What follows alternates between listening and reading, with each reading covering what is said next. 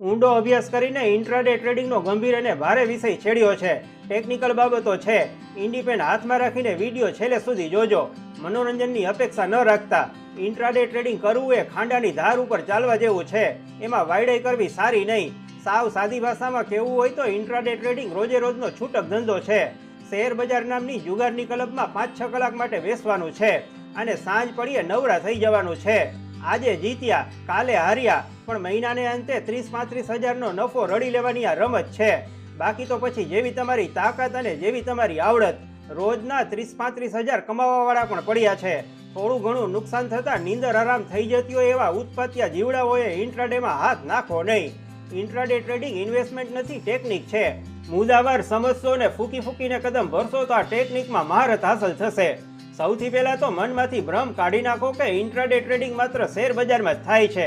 ખેડૂના દીકરાને રાયડો, જીરું, ઘઉં કે ખેત પેદાશોમાં ધ્યાન પડતું હોય તો કોમોડિટીમાં રોકાણ કરીને ઇન્ટ્રાડે ટ્રેડિંગ કરી શકે છે. ઇન્ટ્રાડે ટ્રેડિંગ માટે બેઝિક રિક્વાયરમેન્ટ શું છે સમજી લો. નંબર 1, તમારી પાસે ટ્રેડિંગ એકાઉન્ટ અને ડીમેટ એકાઉન્ટ હોવા જોઈએ. નંબર 2, ખિસ્સામાં 5 થી 15 હજાર રૂપિયા હોવા જોઈએ.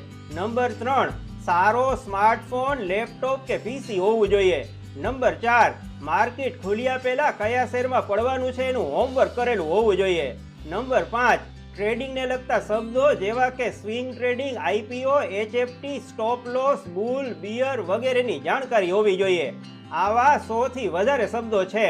અમે કોશિશ કરીશું કે શીખાઉ જુવાનિયાઓ ઈમેલ કરે તો આ શબ્દોનું લિસ્ટ એમને મોકલાવી દઈએ. સહેલું છે, એકદમ સહેલું છે.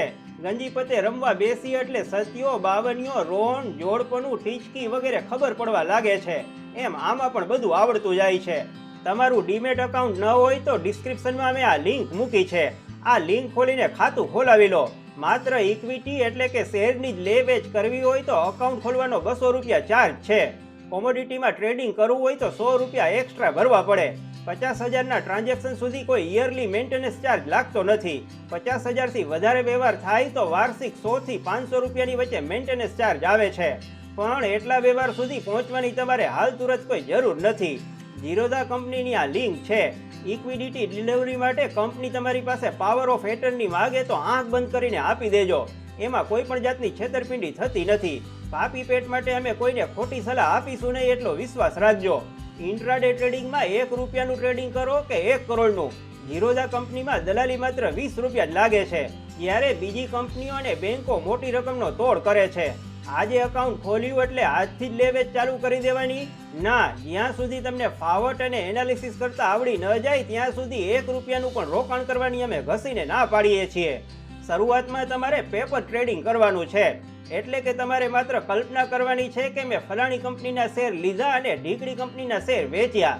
જો તમે મોબાઈલ ઉપર ટ્રેડિંગ કરવાના હો તો પ્રેક્ટિસ લેવેચની એક ડાયરી બનાવો અને લેપટોપ પીસી ઉપર ટ્રેડિંગ કરવાના હો તો એક્સેલ શીટ અથવા વિન્ડોની એક ફાઇલ બનાવો.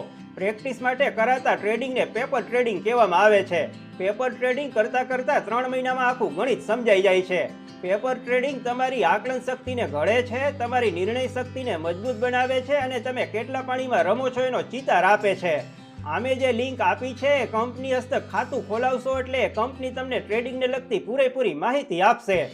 એકાઉન્ટ ખોલાવ્યા પહેલા અને પછી ફોન કરવાની સુવિધા પણ છે. એક વખત ખાતું ખોલાવ્યું એટલે આ કંપનીને જ માઈ બાપ સમજવાની. ભવિષ્યમાં તમારા ટ્રાન્ઝેક્શન વધે, તમે પાકા ખેલાડી બનો તો આ કંપની ટ્રેડિંગ કરવા માટે લોન પણ આપે છે, જેને માર્જિન મની કહેવામાં આવે છે. ઇન્ટ્રાડે ટ્રેડિંગ 4 પ્રકારની બજારમાં કરી શકાય છે. નંબર 1, ઇક્વિટી એટલે કે શેર બજારમાં તમે ટાટા કે રિલાયન્સ જેવી કંપનીઓના શેર ખરીદ્યા અને વેચ્યા. નંબર 2, કોમોડિટી એટલે કે ક્રૂડ, મેટલ કે અન્ય ખેત પેદાશો ખરીદી એ માલનો ભાવ વધતા વેચી નાખી. આમાં ફિઝિકલી કોઈ માલ તમારા ગોડાઉનમાં આવતો નથી, પણ 1 બેરલ કે 5 બેરલ ક્રૂડ એવી વસ્તુઓ તમારા ખાતે બોલે છે. નંબર 3, કરન્સી એટલે કે ડોલર, યુરો, પાઉન્ડ ખરીદ્યા અને ભાવ વધતા વેચી નાખ્યા. ડોલરના ભાવમાં અત્યારે ખૂબ જ ચડાવ ઉતાર થાય છે. અભ્યાસ હોય તો 10-15 પૈસે ધંધો કરીને રોજના 1000-1500ની કમાણી કરવાની ઉત્તમ તક છે.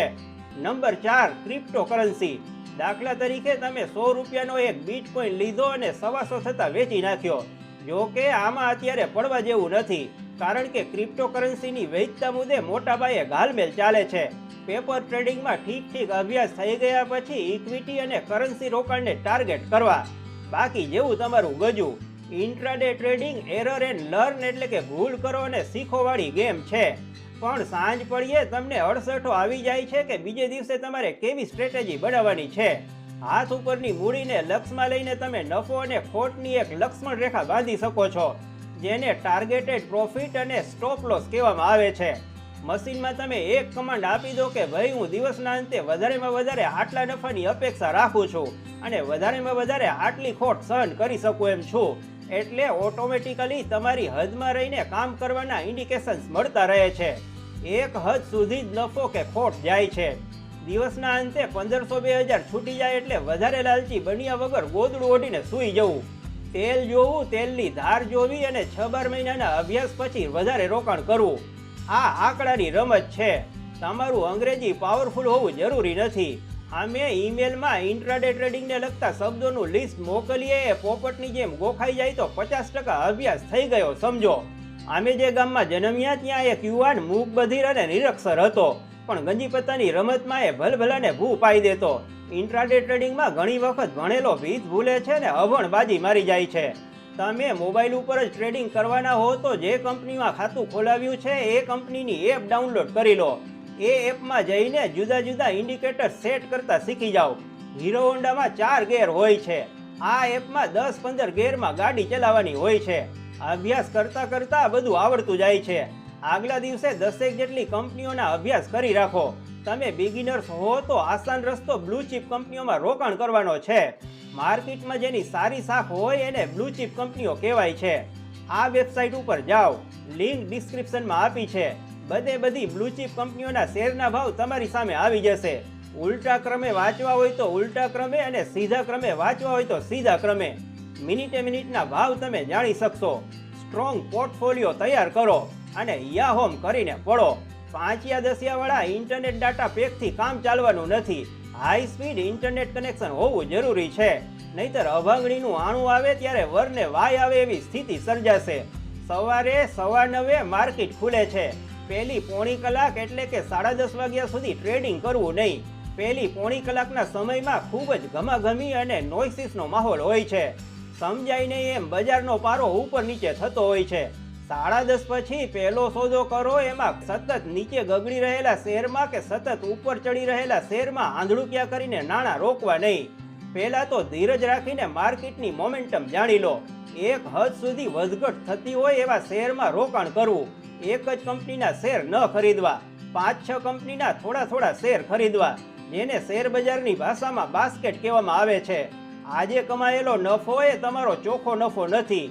આજે ગયેલી ખોટ એ તમારી કાયમી ખોટ નથી. ખોટ જાય તો મૂંઝાવું નહીં. બીજા 24 વર્કિંગ ડેમાં એ ખોટને કવરઅપ કરી શકાય છે. ઇન્ટ્રાડે ટ્રેડિંગ કરીને જે લોકો રોવે છે એવા લોકો છે જેમણે વધારે લાલચમાં હવેલી લેતા ગુજરાત ખોયું છે. દલાલ પાસેથી લોન લઈને ઊંધા માથે ઝીકાઝીક કરી છે. ભૂલમાંથી બોધપાઠ લેતા આવડતું હોય એના માટે intraday trading Joy of business છે. કંપનીનું વોલ્યુમ તપાસીને નિર્ણય લેવો. સેલર્સ બાયર્સના ટ્રાફિકને પારખતા આવડવું જરૂરી છે. માની લો કે તમને નીચા ભાવે કોઈ શેર મળી ગયા, એના ભાવ પણ વધ્યા, પણ એના ખરીદાર જ ન હોય તો તમે શું કાંદો કાઢી લેવાના? આ બધું અનુભવે અને નિષ્ઠાપૂર્વકના અભ્યાસથી સિદ્ધ થાય છે. એક વસ્તુ સમજી લો, ચોપડી વાંચીને તરતા શીખી શકાતું નથી. પહેલા છીછરા પાણીમાં ને પછી ઊંડા પાણીમાં ધૂપકો મારવો પડે.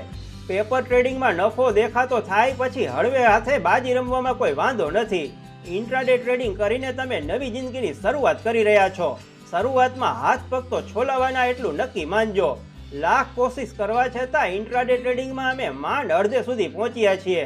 શું અમારે ઇન્ટ્રાડે ટ્રેડિંગની ટેકનિકલ માહિતીનો એક બીજો વિડીયો પણ બનાવવો જોઈએ? કમેન્ટ કરીને જણાવજો.